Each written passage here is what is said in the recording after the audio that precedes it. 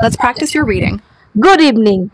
It's 7 p.m. and we begin tonight broadcast with breaking developments from Capitol Hill.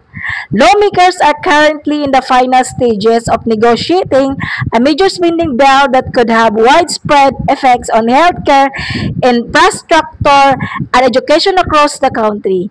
Our political correspondent is standing by with a live update in just a moment. Meanwhile, in international news, tensions are once again rising in the South China Sea after reports of an unauthorized military flyover earlier this morning. The Pentagon has issued a statement condemning the act and confirming that U.S. surveillance remains active in the region.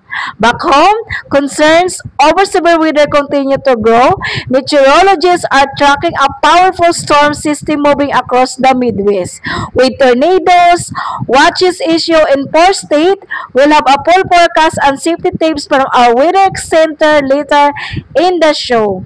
All that and more ahead. I'm your Miss Unitix and you're watching the Evening Report.